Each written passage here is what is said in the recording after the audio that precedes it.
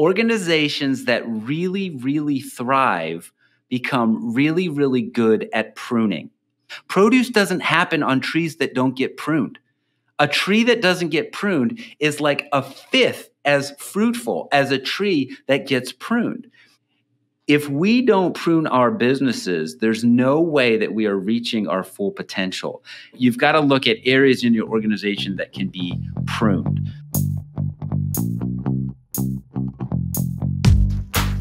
Welcome to the Growability Podcast, where we equip leaders and entrepreneurs to grow scalable, effective, and generous organizations. I am your co-host, Bernie Anderson, along with the founder of Growability, Joshua McLeod.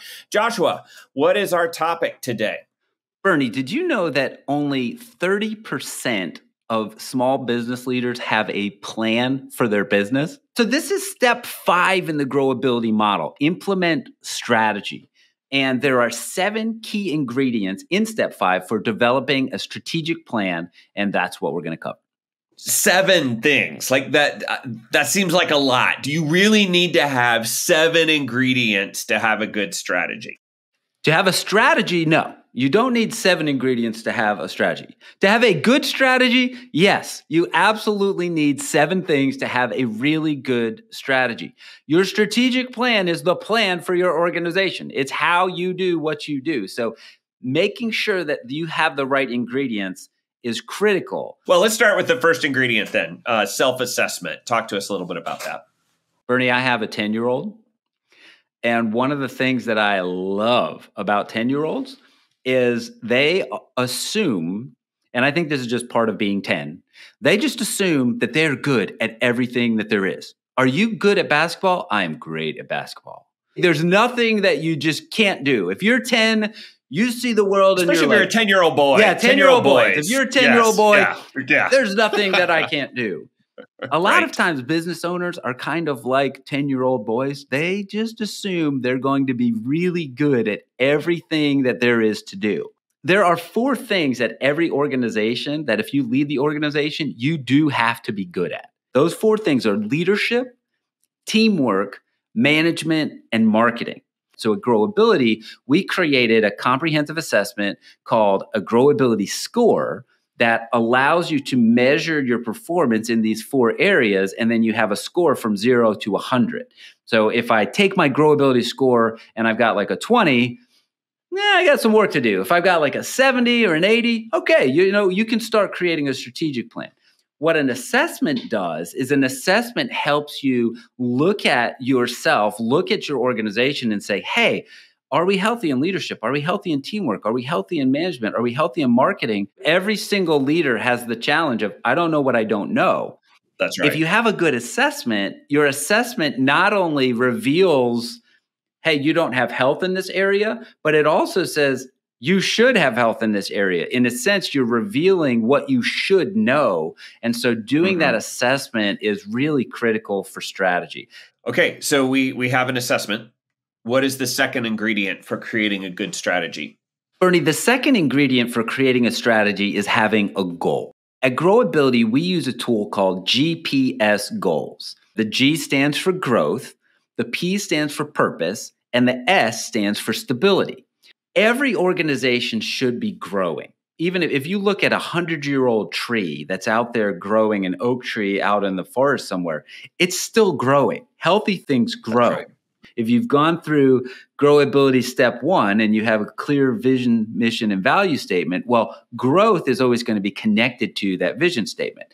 The P in your goal is going to be connected to your mission statement. And then the S, that stability goal, is actually connected to the Growability score. So we just talked about having stability for leadership, teamwork, management, marketing. Well, I want to make sure that I'm stable in each of those areas. So the second step is to have GPS goals, growth, purpose, and stability.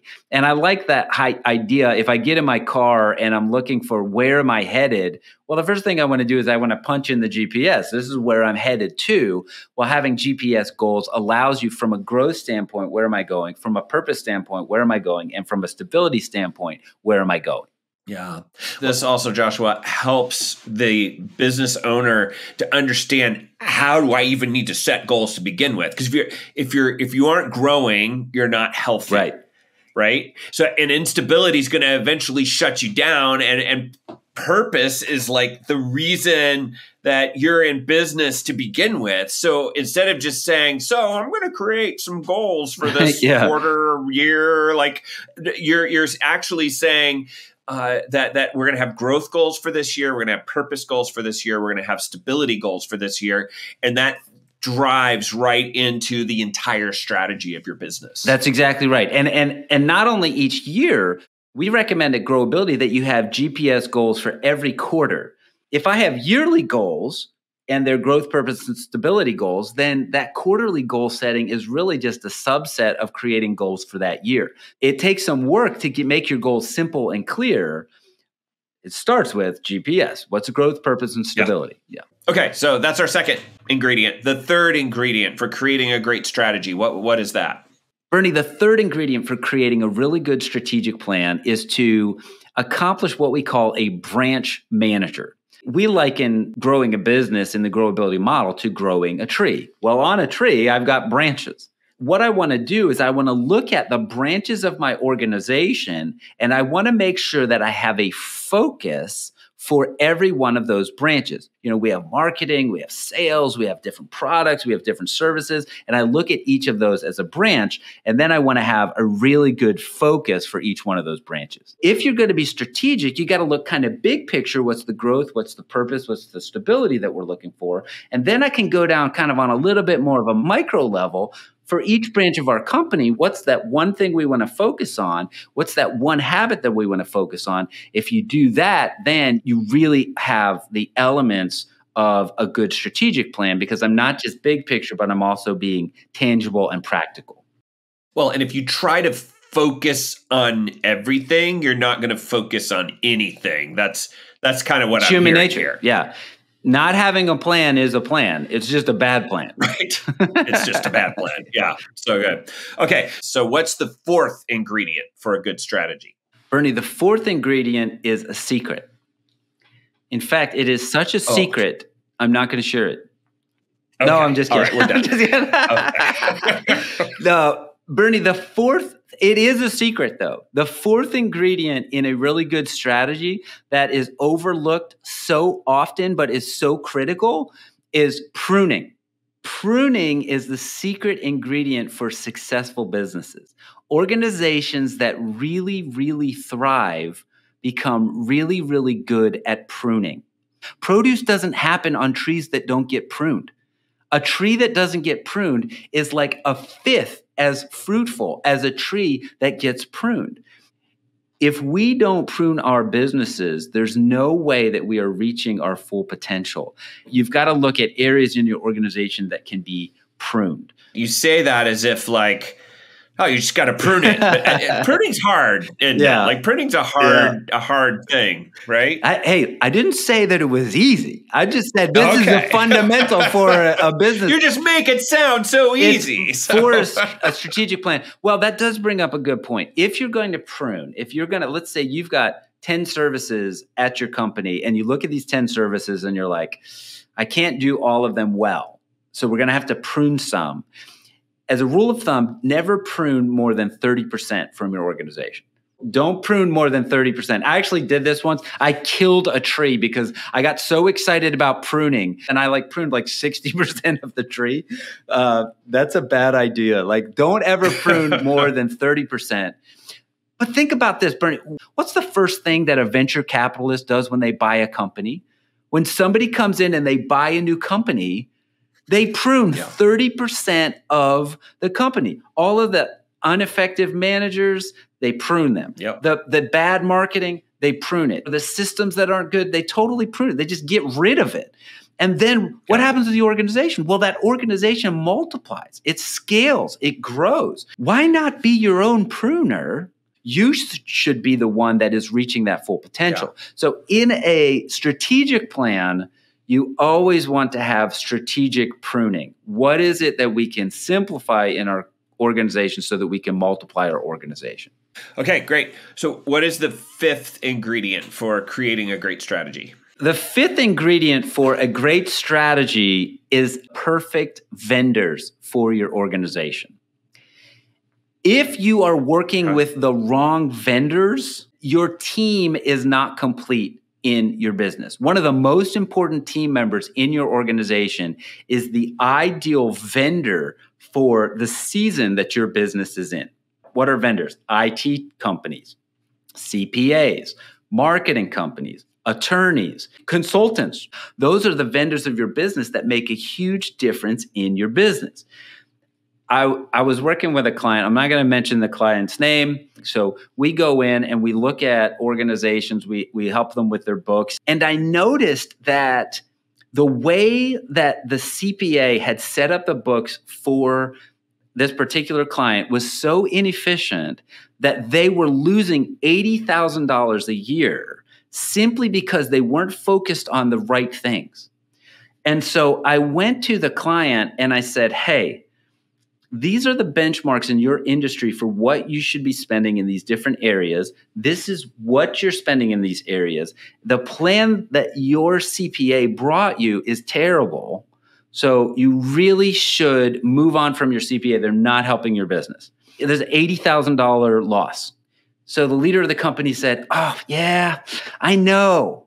But that's my buddy from like high school. And so I kind of have to keep working with him.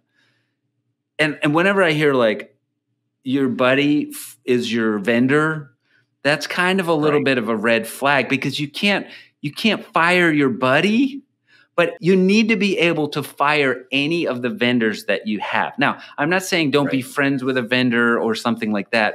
Well, actually, I do. Don't make your vendors your buddy.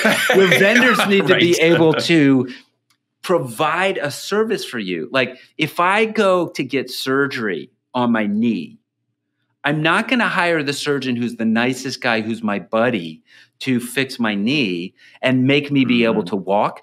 If I go to get surgery for my knee, I need to make sure that the person working on my knee is the absolute best person in the market to work on knees. They don't have to be my best friend. They just have to be really good at what they do. When you're creating a strategic plan, strategically plan out whether your vendor is still the exact right fit for your organization. Is this what they do every day? Are they best in the world at this thing?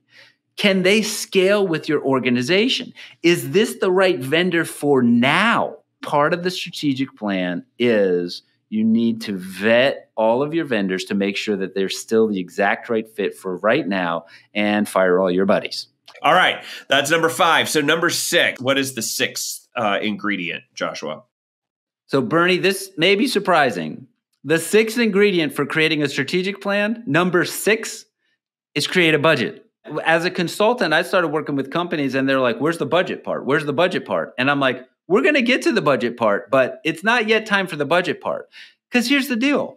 If your organization isn't healthy in leadership, management, marketing, teamwork, I need to spend money to up my game in those areas. If we don't have goals, I need to figure out how much money needs to be put into creating goals. If we're using the wrong vendors and I need to switch vendors, I need to know how much money that's going to cost to switch the vendors. Most people, when they think about budgeting, they think about looking at what happened last year and then, do I need to make any slight adjustments? Because what happened last year is what's going to happen this year. But the thing is, once you start being more intentional and strategic about your organization, you have to be more intentional and strategic about your budget, because you're not just building a budget based on what has been. You're building a budget based on what will be. Budgeting should be on the tail end of a strategic plan. Just dream first, create the strategy, and then figure out what your budget needs to be to make that dream a reality. That's so good. That's so good. Joshua, I think a lot of small business owners and nonprofit leaders, particularly, I think at least the ones I've worked with, they seem to be intimidated by this budgeting thing. Yeah. Budgets are scary or whatever. But actually, when you know what you're doing and you have a tool like the cost-based budget, budgets aren't really that horrible at all, are they? I mean, it's not so bad. No, and what's so bad about that is that so many times the business leaders, the only advice that they're taking is the advice from the CPA. So the CPA is really telling me everything about my business. Well, who starts running your business? If the money in your business is going to exactly what the CPA is saying, then the CPA is running your business. But CPAs aren't entrepreneurs. I need to be able to read all of my budget statements. I need to be able to read all of my profit and loss reports, my cash flow reports, my balance sheet. I need to be able to read all this for myself. I guess I'll renege a little bit.